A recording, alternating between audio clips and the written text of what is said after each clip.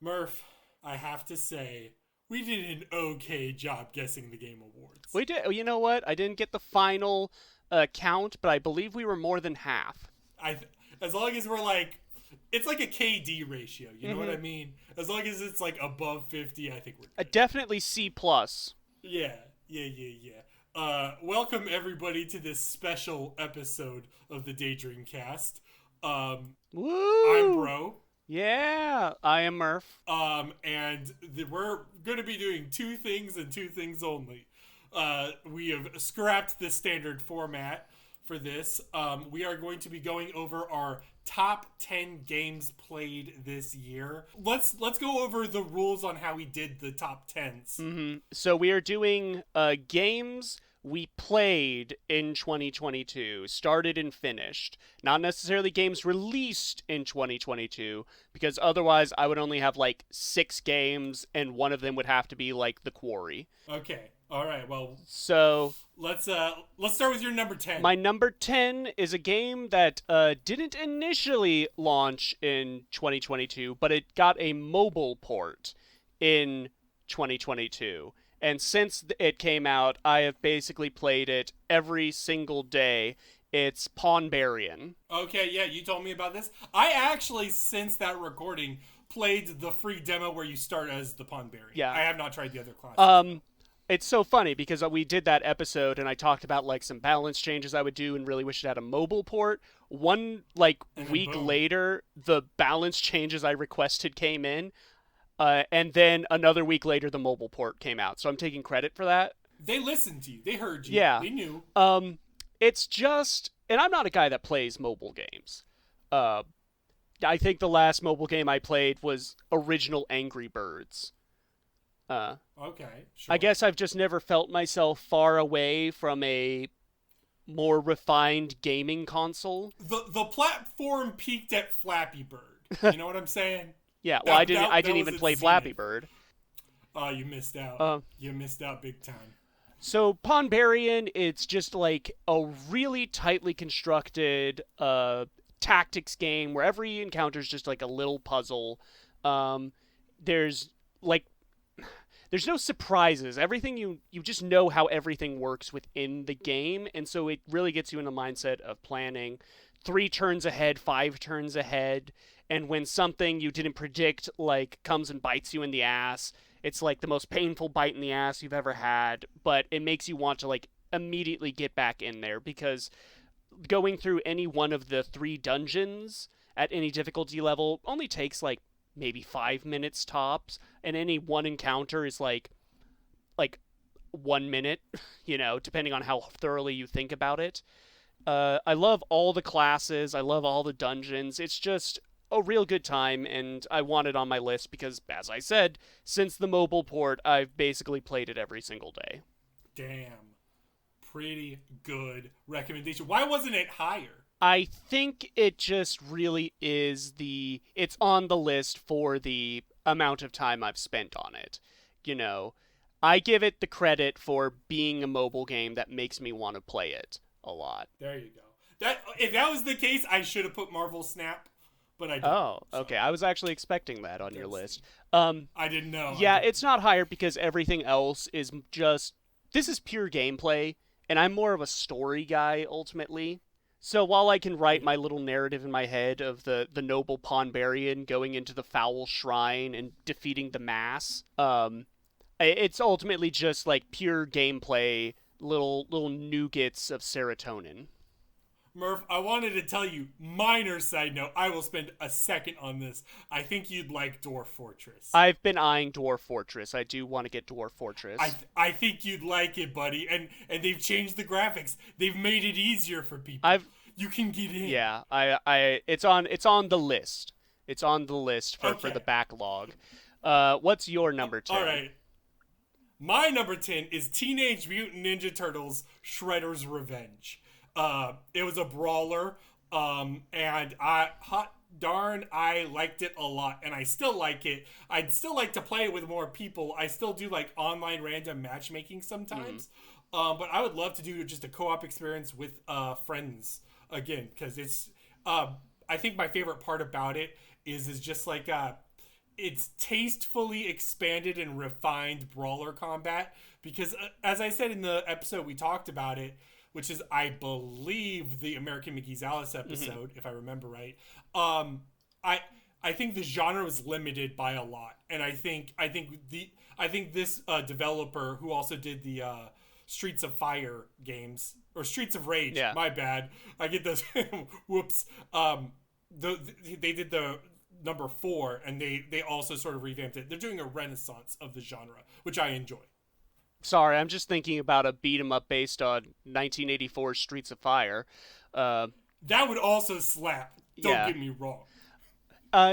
So I'm surprised this game hasn't had any like DLC or updates since it came out. But it came out like when? June?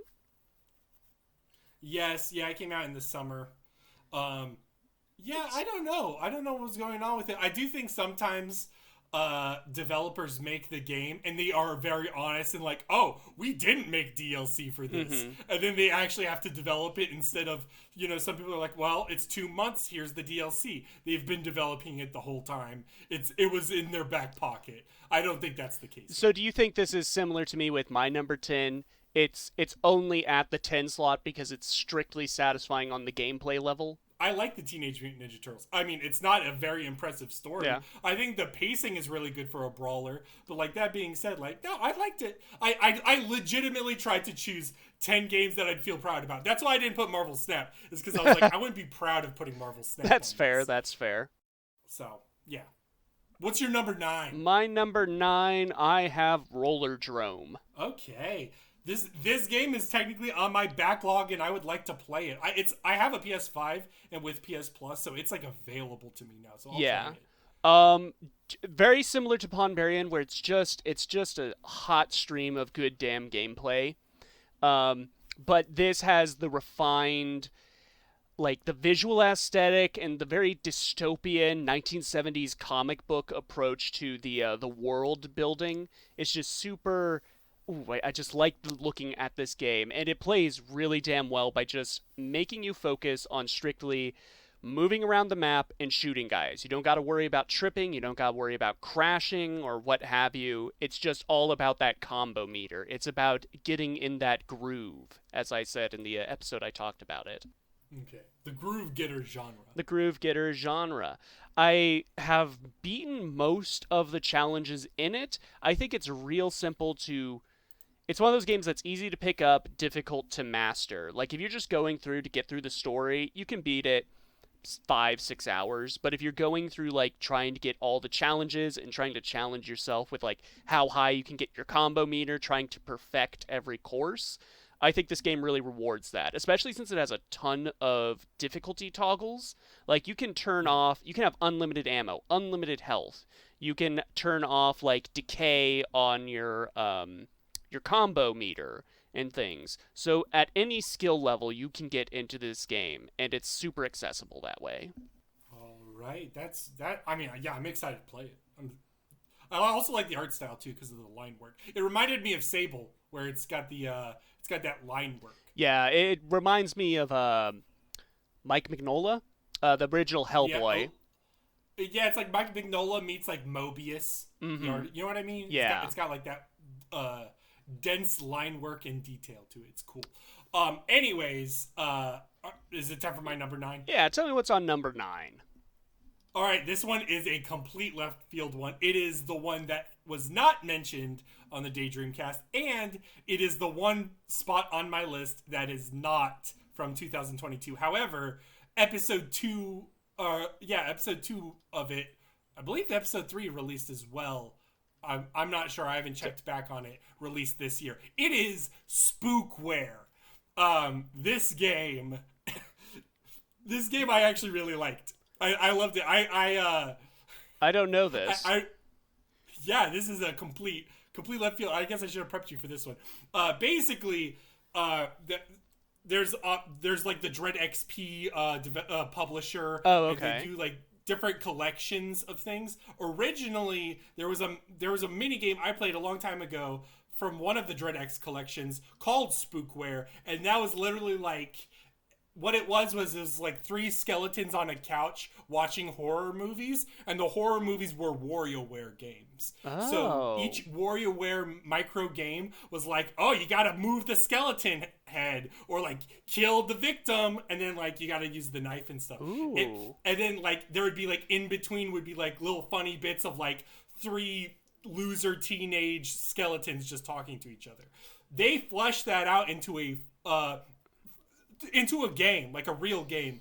And Is it its own still separate release. is it still like WarioWare type stuff or Yes. okay. What's interesting is that they have both the standard WarioWare gameplay, but they'll also throw you for a loop and have a little bit more of a, I would say, Paper Mario in how you move around the world, but it's an adventure game where you solve problems. But the problems are also micro games. So, for instance, in the first episode, or like the first real mission, you guys are like, oh, we're 18-year-old skeletons. Let's go to high school. We've never been to school before. So you crash a school and you go into gym class and you go into the to the band.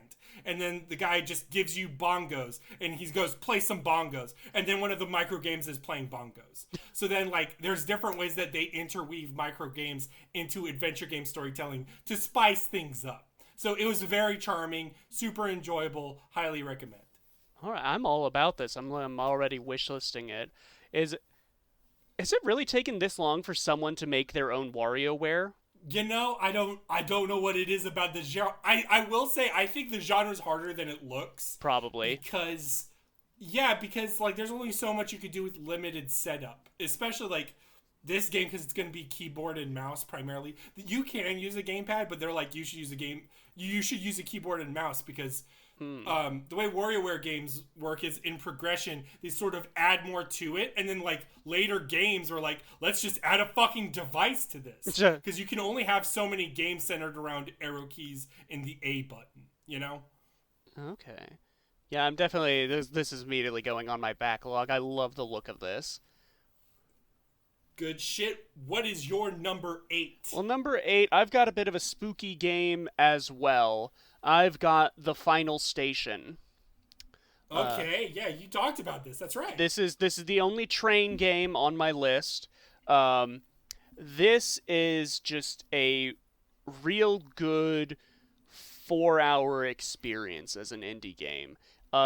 It's the world it's set in is so full of mystery, and the plot never really gives you any direct answers. Since beating it, I've gone back and played through it again, and it's still just as satisfying. Like, in a way, every city you stop at tells its own little story. Like, there's one where you arrive and it's in a completely abandoned town, and you're just going through doing like little environmental like puzzle solving to get to the end to get the thing you need, and then the way behind you collapses, and you discover that the government has set up underground bunkers that run the length of the city, and you're like, oh, that's where everyone is, and oops, they're all zombies now. And it's just like that little rug pull. Every area just has a different kind of rug pull and surprise, and it's just it's just has this real gut punch of an ending. And the mechanic of being on the train and having to maintain systems and heal people and feed them, all the while they're doing all the exposition, but it's up to your own decision if you want to linger there and hear it.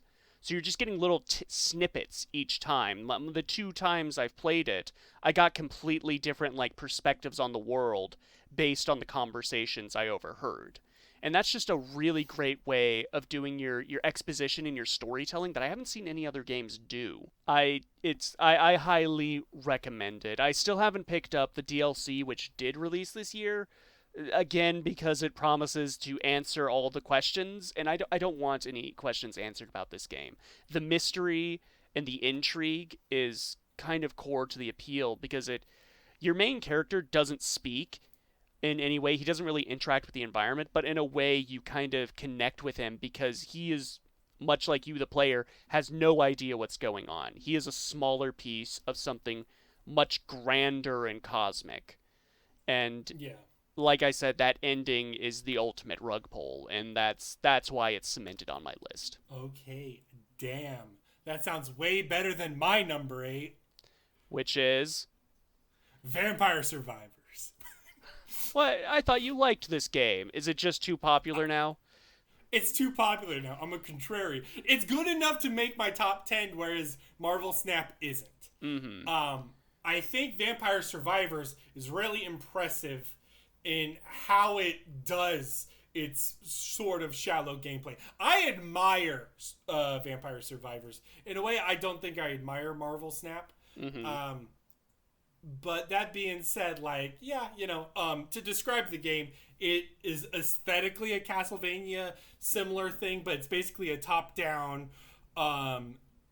almost a twin-stick shooter thing, but you're really just evading mobs of enemies with automatic power attacks that you choose to upgrade after a certain amount of experience. It's a roguelike in terms of permadeath, but you can also have permanent progression. You can unlock things and all yada yada yada. So there's a bit of a phone, like one more turn. Oh, I can now get this thing. Oh, now I can play another turn. So like it's addictive. That's the big thing. It sounds like just a slightly more involved cookie clicker. I think some people may be offended by that. Okay. I would say yes, but there's more to it than that. You choose your character, you can choose your weapons, and like there is definitely like some skill involved in evading mobs, but there's also a point in time where like no, you do need to upgrade. Like there's going to be a point in time where you have to die, you have to end that run, and you have to upgrade your shit. That's just the long and short of it. So yes, I would say it's like a cookie clicker, but you didn't hear that from me. I mean, I like it when numbers go up. I like it when numbers get big. Yeah, no, but they're going down now, Murph. You got to remember that. They are getting smaller. We're moving on to number 7. So this year I began a one of my grand projects, one of my grand playthroughs through a game franchise. This year I wrapped up Resident Evil this year, but I also began Yakuza. And this morning I finished Yakuza 0, but the number 7 spot belongs to Yakuza 4. And that's the representation for the franchise on my list. Okay, so you were talking big, where I guess we can go into it in the later Daydreamcast episode, but you were talking big game about Yakuza 0. I think Yakuza 0 has a real strong beginning and a real strong end. I think it does a bit too much wheel spinning. Yakuza 4, I was happy playing it at every point of the experience. When I finished Yakuza 4, I was like, damn, that's a damn good video game. I want to immediately play it again. When I finished Yakuza 0, I was like, so close. Damn. What Yakuza 4 does really well is it has the 4 different protagonists, and they all operate within the same city, the same hub area. But because of their different like status and skills, you see that city through 4 completely different perspectives. And while they all have like slightly different casts, they all interlock and interweave with each other in a way that the sequel game, Yakuza 5, just didn't. Yakuza 5 was very disparate in its storylines, and so when they came to a head and merged, it just didn't feel natural. But this game, like, number 1, deliciously ACAB. Deliciously ACAB. Number 2, it just skips over a lot of the BS that other entries in this series have had. Each chapter really only lasts like 5 hours total for each character. Meaning that when you're done with, and you can beat that probably in like a sitting and a half. And so when you're done with that character, I was like, well, hold on, I don't want to move on to the next one quite yet. I want to see what more I can do with this guy. I want to explore the sewers as Saejima. I want to do investment missions with Akiyama. And just like the final climax, when all 4 characters step out of a helicopter dressed in their Sunday best, and they're like, all right, everyone pick a butt to kick. We're doing this. That's just a fantastic climax. And honestly, I feel like that's where Kiryu's story and involvement in the series should have concluded, but I'll see how I really sit on that when I get to the end of his story in Yakuza 6. All right. My number 7, I feel pretty good about. This is where I'm like now confident. Okay. You're no longer ashamed. I'm no longer ashamed. Yes.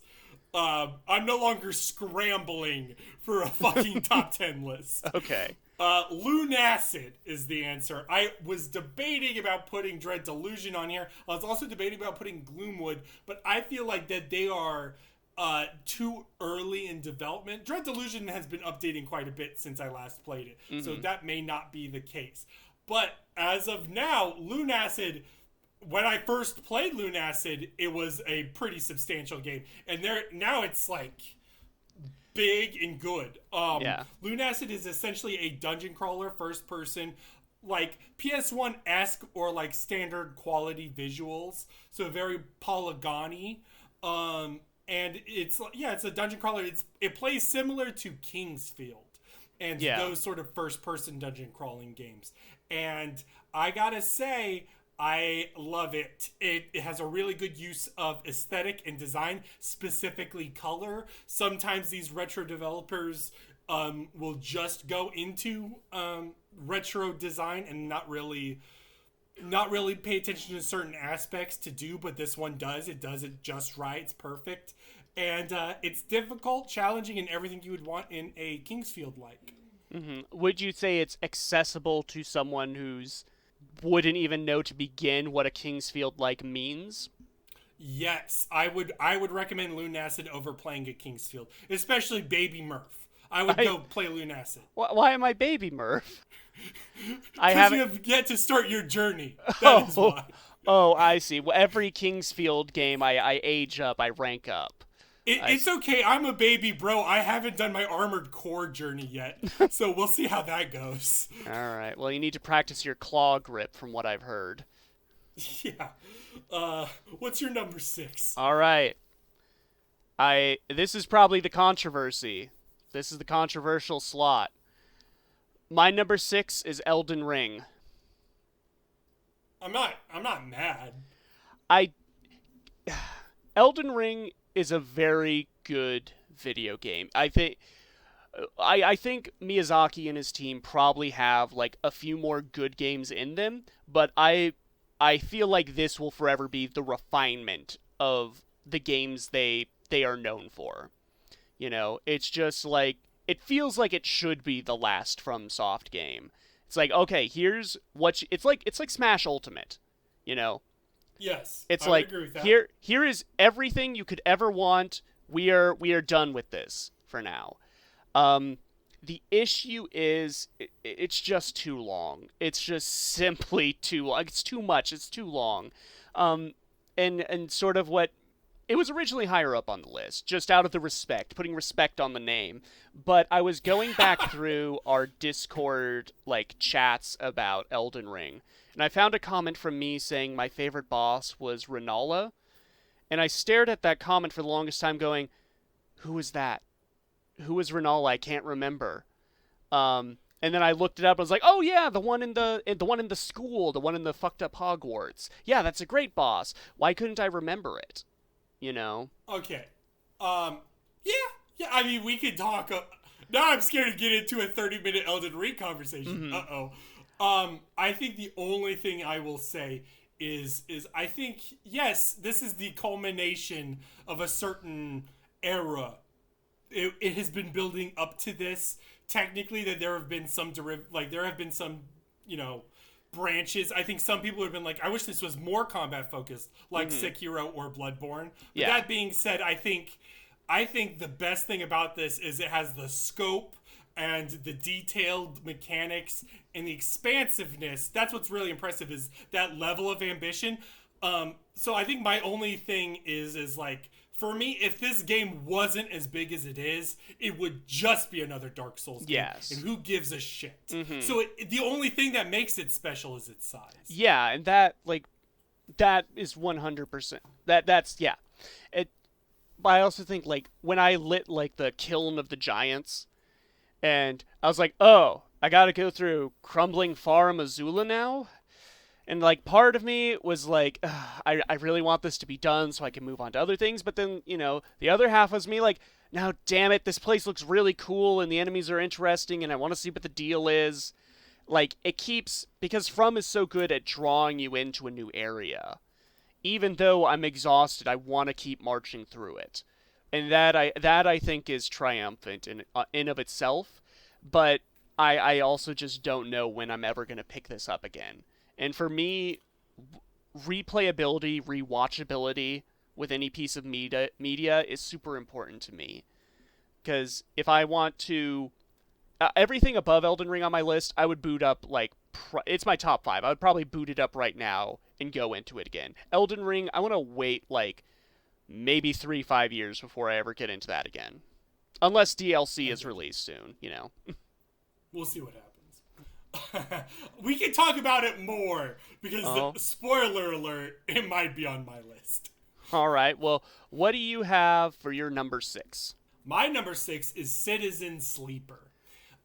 This game came out. We discussed it on the War of the Monsters episode because Steven also played this game, and it is really good. It's one of those games for impact. It is one of those games for impact. The story is clearly the standout element of it, and the gameplay is interwoven to where you can feel the stress of trying to survive. You basically play a robot who is awoken on a spaceship, and you're trying to flee and survive because you are technically owned by a corporation. You're a slave. You're owned. You don't have a personality. So you're in hiding and you're trying just to scrape by. You're just trying to survive, but that requires time and resources, and you have to work for those. And sometimes it may not always be a happy ending. So in those ways, it feels really, really good. I think the two issues I had were I felt like that I could see too much of the game simplicity. I would love to see expansion or mods into this game or a Citizen Sleeper 2. I think the game was A, too easy, and B, I could see the scope of it too much. Sometimes where it's like, I have to make a choice here, you don't want to know the repercussions of the choice. Whereas in this one, after a certain point in time, it definitely works for the start, but like, once midway through, you understand the scope of the game, and you understand what's possible and what's not. So then you're like, yeah, whatever. Mm-hmm. And would you say that's what's kept it out of the top 5? Yes, for me personally. I think for some people, the social messages within the game and the characters within and all that stuff make it bump up higher. And I will go ahead and pay lip service here. There's some games that I wanted to play that didn't have time on the backlog. Steven played Norco. I wanted to play Norco. I wanted to play Immortality. Those two games I think are Citizen Sleeper adjacent. Oh, and same with I Was a Teenage Exocolonist. Those are Citizen Sleeper adjacent. It could replace this if I ever got around to playing them, but I didn't. So well, yeah. Tune in to the Game of the Year discussion for 2023. Yeah, exactly. Well, Murph, what's your number 5? My number 5, potentially controversial because it is directly above Elden Ring. I've got the Stanley Parable Ultra Deluxe Edition. All right, Murph. All right, I didn't play the Stanley Parable Ultra Deluxe Edition. Is it really that worth it? Yeah, it kind of is, because what it is just a shitpost of a game. It does all the clever things that the Stanley Parable does with playing on games as a medium, playing with narrative, but it's strictly to do the dumbest jokes possible. Would you say that they basically added another layer of poop irony, or perhaps we could say the word irony? Bucket of irony? Yes. When you get the Stanley Parable, companion bucket, the first time when you pick it up and it's like, here's all the new features, you get a bucket. That's a joke in of itself. But the fact that the bucket, comes back and then you can play through the entire base Stanley Parable with the bucket, and all the endings are bucketified and adjusted to accommodate the bucket, it's just mwah, what a brilliant way to double the size of your game while adding nothing other than narration. It's so funny. It's so aggressively funny. Um and the skip button joke, like how that all plays out where it just becomes like a hellscape dystopia. Ah, it's great. I love it. I love it so much. If I didn't laugh as hard as I did at some of the jokes in this game, it would be lower on the list. It would be below Elden Ring. But this just brought me so much joy this year. Fair enough. All right. I'm not going to argue with it. Yeah. Yeah, it's fine. Yeah, no, that makes sense. Game genres can be tricky in a top 10. Yeah. All right. So my number 5 Yep. was Neon White. Okay. So what breaks it into the upper half? What's the push? What's the gimme? I don't think there's anything wrong with it. Okay. Everything I said before has like an asterisk to it. Like for this list, I would say after Vampire Survivors, I would recommend all of the games. But then after Citizen Sleeper, I would be like, no, these are without asterisks, like really enjoyable experiences. These are must plays. Yeah, in my opinion, these are must plays. I think Citizen Sleeper could be a must play. It's just that the asterisk is like too clear for me. But so let me describe Neon White for those who did not listen before. Neon White is essentially it's a shooter game where the weapons are in cards, and it's more specifically structured in very small timed mission segments where it encourages the fastest time. So it is essentially a game where you're supposed to speed run. Yeah. And the faster you go, the better you are.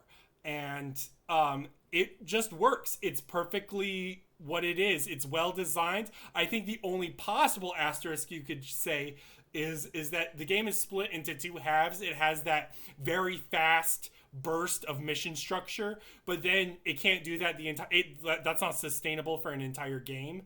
So it slows down for a visual novel segment in between the bursts of missions. Yeah. I think for some, the visual novel segments may be lacking or slow or something. But nope, everything is great, awesome, thumbs up, no complaints. All right. The only caveat I've seen to people praising this is that you do need to swallow a fair amount of anime bullshit. That goes into the visual novel segment. Yeah. Yes. Where there's a lot. I mean, that's just part of the thing where it's like a bunch of anime characters and like that. Yeah. That's what? Yeah. What? Okay, sure. You expressed a lot with that noise. That's Hank Hill getting his nuts smashed. That is what anime sounds like to me. I like 4 anime things, and I don't like anime. I read manga. So I'm good. La-di-da. I'm a manga guy. Yeah, fair enough. All right, so my number 4. I mentioned earlier in the list that I had started playing through Yakuza this year, but I also ended playing Resident Evil this year. And I think it ended with a bang. My number 4 is Resident Evil Village. I don't contest this at all. I think that's a really good pick. I love Ethan Winters so much. You have no idea. I love this mediocre father and his... Did you play the DLC yet? I have not yet, and I really want to. I really want to play through it in third-person mode. Just the way it segments itself into, like, okay, you have Castle Dimitrescu, which is your very typical, like, Resident Evil. You got to find the keys for the doors, and there's a pursuer. And then you go on to House Benevento with the terrifying fetus monster and the horrible noises it makes. And then you've got just, like, the chase sequence with Moreau. And then you've got, like, the factory with the Chris machine, the tank, and the boulder punching asshole line. I was so happy when I saw that. And then it just, like, the ending, man, it got me. It pulled on my heartstrings.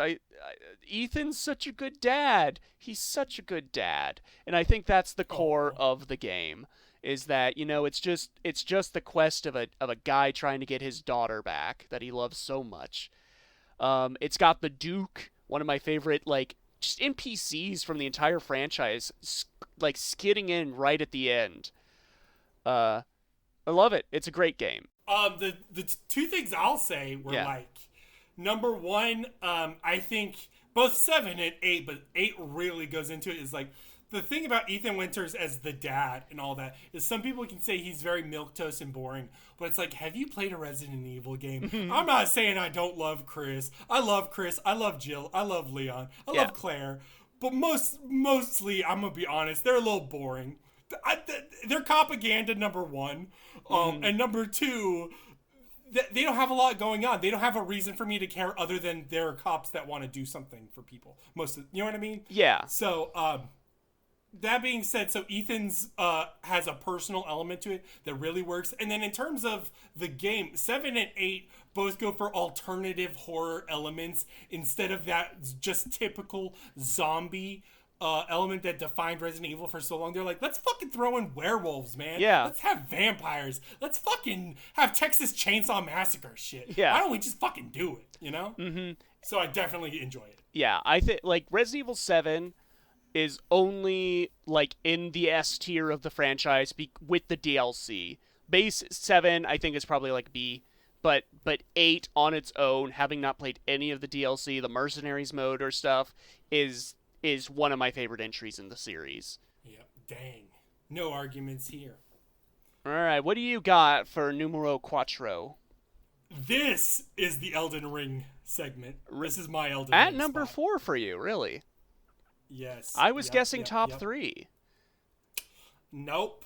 Elden Ring, I think the thing is like, there's nothing particularly like innovative about it. I recently got a PS5, yay me, and I replayed Demon's Souls on it. I played the Blue Point version of it, and I was like, oh man, I love Demon's Souls. This is way better than Elden Ring. Okay. But, so it just reminds me that like there's just so many different gamer values. Like you don't value. Maybe sometimes you do value scope because we're all hypocrites, but sometimes you value focus. And like Bloodborne has focus. Yeah. Elden Ring is a little bit more of a mess. It's a bit more of a complicated thing. I love it for the elements that like I love Dark Souls 2. I see so much of it that I enjoy. The story is engaging to me. The color, art design, I actually like more than Dark Souls. All that stuff, I actually enjoy more than Dark Souls. I think Dark Souls should never have another game to it. I don't think there should ever be a Dark Souls 4. I would love to see an Elden Ring 5. An Elden Ring 5 before a Dark Souls 4? Okay. Absolutely. I don't think Dark Souls is built for it. I think Elden Ring is built for it because they talk about like I forget his name off the top, but they're talking about like Chris Sanderson, I believe, wants to collaborate for an Elden Ring entry in some sort of media. They kind of want to make this a multimedia thing. I wouldn't mind if they collaborated with fantasy writers like George R.R. Martin to make different phases of this game. I think that would be a very interesting way to do this franchise. And it's so applicable to Elden Ring because, as I said in like the discussion we talked about it, I think back in the Dino Crisis episode, is that this is like From's most lived in world. It feels like people actually operate here, and that like you can picture like people going to market and stuff like that, which I can't get in Dark Souls. Like I get Dark Souls are often set in like already dead worlds, but you encounter people who are like Siegmeyer of Katarina or Catalina, whatever, Onion Man. Catalina. Yeah. You know, he says, I'm from this city, I'm a knight, but I can't picture him going home, you know? Yeah, exactly. Whereas, like, Elden Ring, you have, like, Hugh, you have Rodrika, like, all these characters who feel like they're from places. They're all in their own story. And I would definitely like to see that fleshed out in other media. Yep, absolutely. And I'll say as one final note, oh my gosh, I lost it. Never mind, we're just going to go to number 3. Murph, what's your number 3? My number 3, the only entry on this list that was a game of the week, a game I love a heck of a lot. We'll talk about it more in the tier ranking, but it's Myst. Yeah. I will say as a disclaimer, I strived really, really hard to not include out of 2022 games. If I just went all of them, I would have put Myst in the top 10. I would have put Myst in the top 5. Yeah. I just I booted it up, the oldest version available, and I was so engrossed I beat it in one 8-hour sitting. It's so just drawing you into that world, that art, those islands, that lore, those characters, those three total characters. Um, so satisfying. It just reminds me of being young and going into like my school library and pulling like a random book off the shelf and going in and being like, okay, what's the lore of this world and stuff like that. Except quite literally that's the mechanic of Myst. You know, it's books, it's worlds, it's lore, and the puzzles are satisfying. The visuals, the music, and we didn't really touch on in the episode, but I love the music. Ah, Yeah. The sound design in general, just period. They have an entire world dedicated to sound design, and yeah, it works. yeah, like, and you know, when I talk about replayability, I beat this game in one sitting, and then I booted up the next version of it, beat that in another sitting, booted up the next version of that, beat it in another sitting. And you know, part of that is because I knew the solutions to the puzzles and stuff, but I just wanted to see how each entry tackled this. And I've had the entire Myst collection sitting on the back burner, and I'm so eager to get to the rest of them. We'll talk more about Myst when the time comes. Yeah. It's time for my number 3, Murph. What you got? What's in the top three? Signalis. The rest of these I've talked about recently. Yeah. Sure. Okay. Signalis. Yeah, that's Yep. the space like Resident Evil, PS1 Resident Evil alike. Yep, basically, it's a little anime as well. It's a little like Neon White, where it's like if you've got an aversion to anime sensibilities, you may be like, "Oh my god!" But that being said, the story is really well executed. The game is really well designed. The puzzles are awesome. The combat is awesome. I love all of it, and even like it even maintains some of those elements that some people can find complicated or frustrating. Like, it doesn't compromise on the inventory system. There's only 6 slots for the inventory, and it's not like it's an actual problem. It's just a component of how you are meant to play the game, you know? Mm-hmm. And I love it. Yeah. Yeah. Um, I this is on my back burner. I may get to it around this Christmas time because everything you said about it made me real nostalgic for playing the PS1 Resident Evils. And this seems to be a refinement on that. How long of a game is it? I would say, first of all, I will say, oh no. Oh no. Oh no. It's a short game. I'm gonna guess probably like 10 hours. I would guess 10 to 12 hours. There's no like side quests or anything. I think the big thing I'm trying to dodge here is that there are multiple endings, and the different endings may lead to different things. But again, there's no side quests, so really it's what you get out of that. I have seen some people think it's a very short game, and I would tell them to start the game right back up again. That's what I'd say. So, Okay. What's your number 2? My number 2 is Return of the Obra Dinn. That game. I heard you talk about it on the Quarry episode, Yeah. and I have played it long back whenever it came out. It is a fantastic game. Reminds me a little bit of Myst. I love the wandering around games. You may find like a theme with my top 3 here. Return of the Obra Dinn just immediately slotted into my favorite 10 games of all time. And the only reason it's number 2 here is because my number 1 actually released this year. And also I want to give highlight to that. But Return of the Obra Dinn, just like some of the most satisfying puzzle design, even though at first it doesn't look like a puzzle game.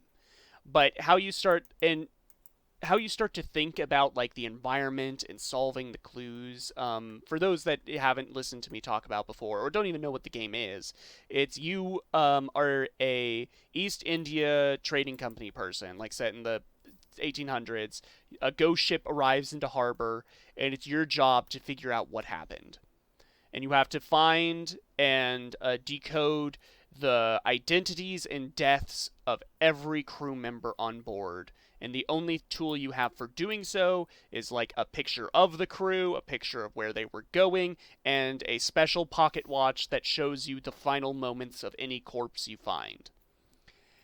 And just, God, the deduction element is so good, because when you start, I was thinking to myself, like, there's no way I'm going to be able to figure all of them out, but I did. And every time it, like, confirmed that I got it right, I clapped, I put my arms in the air, I did the my brain is so big dance. Like, that's so the goal satisfying. of a puzzle game, too. Yeah, it's just so satisfying and, like, visually distinct, for what it came out in. And, like, God, I want to forget playing it so I can go in it again. I love it. I love it a lot. What do you... This is also by... I was like, oh, shit, didn't they make something else as well? I'm pretty sure the same people made Papers, Please. Mm-hmm. And Papers, Please is also just, like, one of those essential must-play games. Must-play, and, yeah, no, absolutely. Yeah. All right. What's at your number 2? What's the silver? My number 2 is Tunic. Tunic. Okay. That's how we do it. So I matched it. A game you have intended to talk about on the cast, but never have. I should still be very conservative, because the game is about secrets. I did beat it. And I did end up using a guide, because one of the endings... It's a little hard without a guide, I'll just It has multiple endings. I didn't know that. I shouldn't have said that. I shouldn't have said it. Murph, I fucked up. I fucked up big time. Okay, so... It is basically like Myst meets Zelda meets like paper craft isometric, or not isometric, but it's like a very specific angle. It looks a little bit like Link's Awakening remake for the Switch. You know what I'm saying? It's cutesy, but it also has a little bit of Souls combat to it when it comes to bosses and enemies.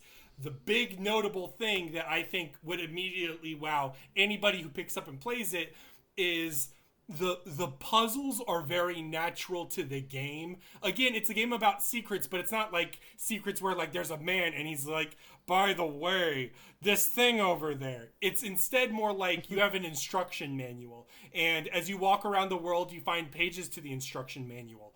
And as you get those pages, you learn literally how to play the game, what buttons to press at certain places, and be like, oh, you can, for instance, you won't know how to upgrade your stuff initially, and then there's a page that'll be like, oh, here's how you upgrade your stuff, and you'll be like, oh, that's so fucking obvious, I could have done that immediately. And you can do it immediately if you knew it. So that stuff is all really, really cool. And then like it just has that feeling where you're like excited to see the world on every aspect. Mm-hmm. Like Murph, you were at the age where instruction manuals existed, right? Yeah. So like you were in a car once, your parents bought you a video game, you opened the video game case, you read the instruction manual, and you were like, oh my god, I'm so excited to play this game. I miss manuals. I do miss manuals. That's literally a thing of the game. That's part of the design. So it's very appreciable in that way. It's beautifully done, I gotta say. Okay, why do you think it's only at number 2, or will you talk about that with your number 1? It could interchange. I think Tunic is more of a me game. Mm-hmm. But that being said, I do think there's elements of it that I don't want to say are bad, but there's elements where I'm like, I feel it limiting. Number 1, I think the combat, even though it is very satisfying, consistent, and is Soul-Z, I feel like that is the thing I care about the least. Literally, I don't need to fight things. Mm-hmm. But then the other aspect is the story. The story is very hard to interact with. There is no... The language of the game is literally... There is a consistent language, but you don't know it off the top. So when you're reading the instruction manual, only very specific parts are readable to you.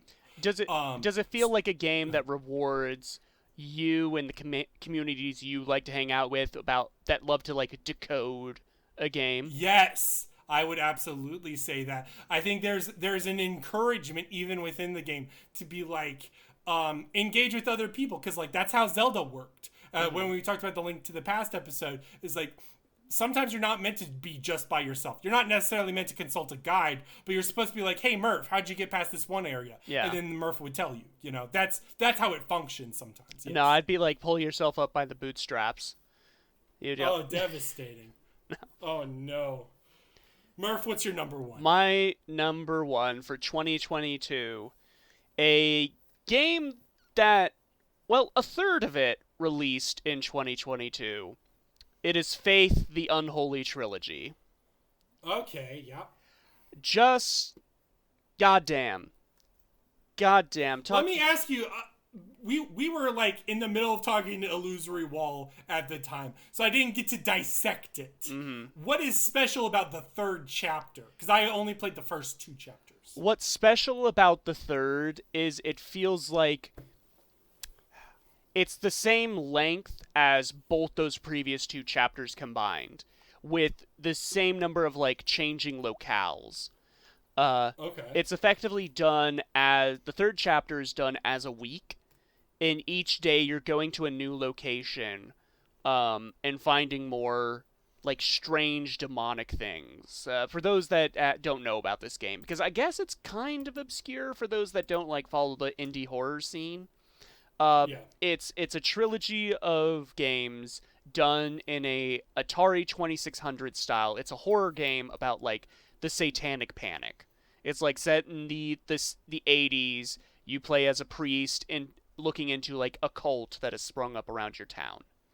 And so much is done with that simple Atari aesthetic. Like the sound design still adheres to that Atari sound where it's all crunchy and bit crushed. The voice acting is all like Microsoft Sam, like robot speak. We both saw that Twitter post with that one girl where it's like that synthesized voice. Yeah. You know what I'm talking about? Those things are so scary, and I was trying to think of how to articulate why it's scary. For Faith, I think it's because it feels both alien and so deeply familiar at the same time. Yeah. And when it comes to horror games, I don't like the Outlast, Amnesia approach so much. Not necessarily. I agree. I shouldn't have chosen two games that have two very similar art styles, not gameplay. But I like my games where it feels like the game is haunted. You know? Okay. Things like... The Ben is Drowned. You would play Ben is Drowned if you could. Yeah. Like that, like Doki Doki Literature Club and things like that. Yes. When it's trying to be like fully immersive, realistic graphics horror, that is the only time where like the part of my brain speaks up and be's like, well, why isn't this just a movie? You know? How do you feel that way about like Resident Evil? No, because number one, like those PS1 Resident Evils do have that detachment through graphics now and stuff, and I think those are just a bit more gamey to me. I think those work. I think combat is one of those essential functions. Even Silent Hill has like mediocre combat, but it still works. Yeah. You know what I mean? And Faith barely has combat. All you can do is throw up a cross and demons will be repelled or damaged. And just the number of different encounters with that. Faith 3, the third chapter, has a lot of ways it mixes it up on you. Like there's a horrifying game of red light, green light. There's a bit in like an apartment building where the power goes out, a daycare center and all the fucked up shit that happens there. And then like, you know, even then you've still also got Faith's chapter 1 and 2, which have been expanded upon with like extras modes. There's like, once you beat those chapters, you unlock like additional difficulties. Like, hey, what if the entire game environment was dark and all you could see around you is a lantern? Can you beat the game that way? Can you beat the game on 10 times speed for everything? It's just, it's so fun. It really just shows what a lot of creativity can do. And I'm so excited for Airdorf's next game. That he looks to be doing like an FMV point-and-click horror. with Yeah. with help from Molly Moon, who, if you don't know, she's done Yep. some TikToks about like a creepy FMV point and click horror girl, and then he's also working with Trevor Henderson, who you may have seen his art around. He created Siren Head. Yep. And that's just shaping up to be my Silent Hills of There you horror people that I really want to see collab. go. I'll say in general, like, my take on horror is like, I'll say for the whole thing is I don't like being scared. I like the aesthetic, and I like enjoying the texture of what is made.